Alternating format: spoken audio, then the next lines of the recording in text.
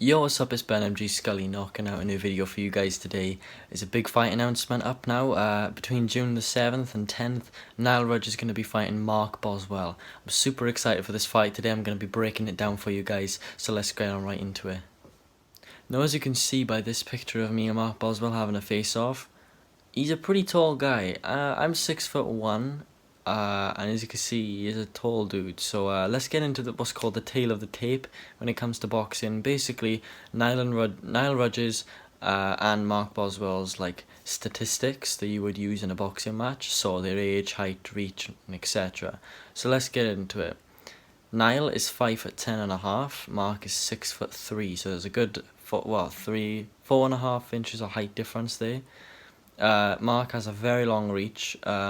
I felt the reach advantage he had on me when I fought him, and I have a 73-inch reach, so I suspect it's around 76 inches of reach. So that's just an estimate though. Whereas with Niall, I've measured I've measured his reach against mine, and I've only got about an inch of advantage on him. So he's got a 72-inch reach. Marc's got a 76. Obviously, Marc's going to be 17 by the time he fights Niall. He's 16 right now, but when the fight comes, he'll be 17. Niall is 18, and Marc hasn't had much experience. Niall has had way more experience than Marc, but when it comes to the physical size and height advantage and reach advantage, Marc does have the edge on Niall in that sense. When it comes to the sparring on YouTube records, both of them have only had one fight, and both of them against me. Niall obviously beating me back in January 2019, and Marc having a close and I guess slightly controversial draw from what I've heard against me only a few weeks ago on the 15th of May. So they're being active, especially Marc, but Niall was impressed by Marc's performance against me, and since then he's decided he would want to see how well he could do against him. But that's the tail of the tape. Those are the statistics. Obviously, Niall being 1-0 with no losses and no draws, and Marc being 0-1. Obviously, he's only had one fight, and that being a draw. So no wins, no losses, and one draw. I'm super excited for this fight to see what gets added onto those numbers, onto those records, and becomes another number in the other person's statistic. Now, given the fact that I've been in the ring with both of these guys, I guess I can give the most context on what it's like actually being in a boxing match and in a fighting situation with both these guys. So, first off, let's get into what it was like for me fighting Niall. Now, obviously I've sparred Niall. Obviously I'm preparing for a fight with Sam Burnham on June the 1st, but I've been training, of course, I've been sparring, and fortunately the day before this video was recorded, I got the chance to spar Niall again in training, and of course going at it in a fighting situation. Me and Niall fought 2.5 years ago on the 11th January 2019 in an actual gym, in a ring, and of course Niall was victorious, but what I remember in that situation was that Niall is he's very patient. He's willing to wait for you to make a mistake. He's got a very good boxing brain. He can find openings even if you don't realise you have them. He has a good boxing IQ. His timing is good, and it's always getting better. It was very good when, I think his timing was pretty decent when he fought me. I mean, there's a shot that he hits me with. I'll put it up here now. There's a shot he hits me with right there in the third round of our fight that he just absolutely loves to replay whenever he feels like he isn't that great at boxing, which isn't very often if I'm honest, but if for any point he feels like he's not that great at boxing, he'll watch that and feel good again. But I'm fortunate enough to say I'm good friends with Niall. After I fought him, me and him got to know each other very well, and I'm glad to say he's one of my best friends now. But in terms of just from a boxing standpoint and me being unbiased, I would say he's got very good power in his punches, decent speed. His footwork has got way better since I fought him. What I will say his weakness is, at the moment, at the time of filming, and of course everyone can work on this, is his cardio and his stamina. For me sparring him, I won't tell everyone like how good or bad it is, but there is a little bit of work that should probably be done by the time he fights Marc Boswell in 5 weeks' time from the film of this video, which is easily achievable. Just to be able to get his cardio from here to here to be able to do 4 3-minute rounds against Marc Boswell. So yeah, that's what I gotta say about fighting Niall. Let's talk about Marc, what it was like fighting Marc. Now, obviously I fought Marc very recently, so in terms of how he was against me, he's probably not going to be a great deal different against Niall. What I remember against Marc, so his defense wasn't great. His head movement was a bit strange because it was awkward, so I struggled to land anything decent to his head. I mean, I swing for a hook and he dodges it and hits me with a shot, and as he comes back, and it was a really good shot. Obviously I caught it on the forehead, so it didn't hurt me, but it was I felt, you believe me when I say I felt the impact of it. And that's another thing.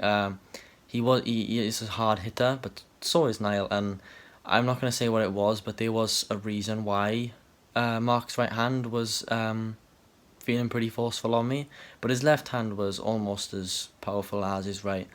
And he has a good jab. Used it decently against me. I kind of struggled with the range a lot for the most of that fight. And one thing I can say about Marc is that his stamina is very, very good. He threw close to 200 punches against me in 15 minutes, which is a good pace, a really solid pace. Obviously that's about 40 punches a round, because we went 5 rounds on that day. And that's a decent pace when it comes to boxing, and he kept that up, in all fairness, and they were hard shots, most of them too. He didn't throw a variety of shots. He didn't throw any uppercuts. He didn't throw many body shots. Every now and then he'd swing in with a big hook, but he wouldn't do it that much. He would normally just throw a jab or a 1-2. He didn't really throw more than like 2 punches at a time. I'm not gonna lie, I didn't either, but when I'm judging them two together, Niall knows how to mix his shots up better than Marc. So if it comes to throwing combos at each other, I think Niall has that edge in that sense. But Marc does hit pretty hard. Who hits harder, Marc or Niall? I'll have to say Niall hits a little bit harder, but not by a great deal. And I'll say that Marc's jab is very quick, but he doesn't really do much with it. He'll only throw like a 1-2. He won't double up or move, or he won't plan ahead. That's just what I'll say. But I guess that's what you expect, because he hasn't got much boxing experience. Whereas Niall, they say like a chess player always thinks 2 or 3 moves ahead, and that's exactly what he does. And of course the fact that I'm glad I sparred Niall recently now, because it's been a long until yesterday. It had been about 2 years since I'd actually sparred him with gloves on in a ring, or in a situation like that where we had planned rounds and everything. So it was good to get in there, and obviously guess I got a bit more info for you guys then. Obviously I don't want to say too much, because I don't want to reveal anybody's game plan. I mean, I think it's pretty obvious what Marc's game plan would be. I'm not saying this is what it is, because I don't really know what it is, but if you were to look at the height and reach difference, you would assume that Marc's game plan is to outbox Niall, and try to keep his distance and use his jab and control the range, and just try and box as cleanly as possible and tie him up when Niall gets close. That's basically what a normal tall fighter's fight plan normally is. But hey, we don't necessarily know, and we've got 4 3-minute rounds to see what he's gonna do. So I guess we'll see. Yeah, but in terms of technical ability, Niall definitely has the edge. But in terms of physical ability, so speed and technique, Niall kind of still has that, but with stamina, Marc excels massively. He went 5 rounds with me at a good pace, and I only really felt any fatigue setting in halfway through the 5th round. And there's only 4 rounds in Niall and Marc's fight, so it means that Marc, with the stamina level he was at with me, if he does that pace again, he'll be fine. I'm probably gonna throw more though, because me and Marc were scheduled for 10 rounds. So if that was him conserving himself for 10 rounds, I don't know how many punches he's gonna throw against Marc, but I presume a good amount more. So we'll just have to see how he does really with that stamina and how he controls himself and paces himself on the day. But yeah, moving on to the next point. Now, with Niall's past in terms of boxing, he's always been a fan of boxing, at least as far as I can remember. How long has he actually been training boxing? I believe he started training like summer 2018. That's my guess, because he was like he was still new to boxing when me and him started training for our fight, and we agreed to fight in December, but we agreed to the fight in September 2018, and he was new to boxing then, so I presume he was training during like the summer holidays, so like August time, from 2018. So he's got a good amount of experience. How long has he been consistent with it? I have no idea. He's always been a fan of the sport, and he's always studied the sport, even when he's not necessarily in the gym like consistently. And like with me, for example, I started training. I first started boxing 3 years ago. How much of that have I been consistent with? Just over a year, I'd say. So I can say, oh, I've trained boxing. I've been in boxing for 3 years. Where if I actually boxed someone who's trained consistently for 3 years, they would be better than me because they've been consistent for that whole time, whereas I haven't. Spoiler alert. I mean, just watch my fight with Marc. You could tell I don't look like someone who's boxed for 3 years. But in my next fight, I'll show more, and I'll show that I can box like someone who's trained in the sport for a good amount of time. Maybe not 3 years, but hopefully I look like I've trained for 3 years, because that'll mean I'm looking pretty good. But hey, I mean, if Logan Paul can fight Floyd Mayweather after 3 years of experience, then who knows, I could do it 3 years of experience. I should have been in there more often. But back to Niall's history. Of course, he trained for me. Then after he fought me, he continued training a bit, like every now and then. And he was going to have another fight with a guy called Harley Joseph. People who know me and Niall probably know who that is. And he wanted to have a fight with Harley Joseph, I believe in the end of May 2019. But that fight ended up slipping and didn't happen, and eventually they wanted to do it. They talked about it again, but then COVID hit, and then when COVID was happening, they talked about it again, and we were saying like maybe the end of 2020 if things look up. We were saying in the summer, maybe end of 2020, because we come out of the first phase, and we thought we were on the path to beating it, and we said maybe like November, December. Of course, COVID hit again, didn't it?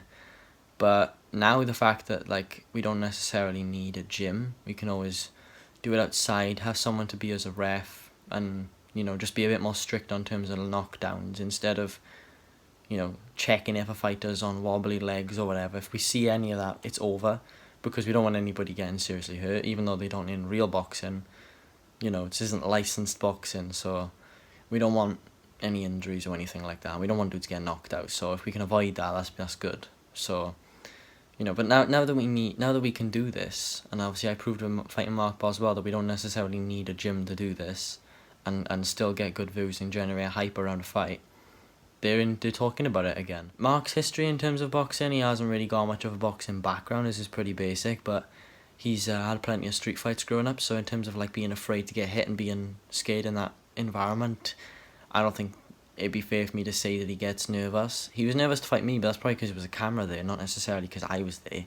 So hopefully eventually you'll get used to the camera, and eventually you'll just be in the moment. He might get nervous, which I don't really think he will. So in terms of nerves affecting his performance, I don't see it affecting it very much, like it did with me against Niall. So Niall's going to get the best Marc, and hopefully Marc's going to get the best Niall, so this is very exciting. Now, a final bit of the video is, what is my fight prediction? Now, looking at the tail of the tape, of course, Marc has a lot of physical advantages. He doesn't have a weight advantage, but it's relatively close by the time the fight will happen. But on the day, in terms of when it comes down to experience and skill, Niall has that advantage. And like I said, Marc's advantage is cardio. They're doing 4 rounds, and I don't think it's going to take longer than 5 weeks for Niall to be able to do that himself. So I think that disadvantage for Niall is going to be negated by the time the fight happens. So if I'm going to make a prediction, I'm going to say, drumroll please, I predict Niall Rudge is going to win this fight by unanimous decision. And what I think the scorecard's going to look like in the feeling out process, I think Marc may take the first round just by boxing at range. And then I think Niall's going to turn it up a notch and outland Marc and work on the inside and show off to everyone what he's been working on in the last 2.5 years since he beat me.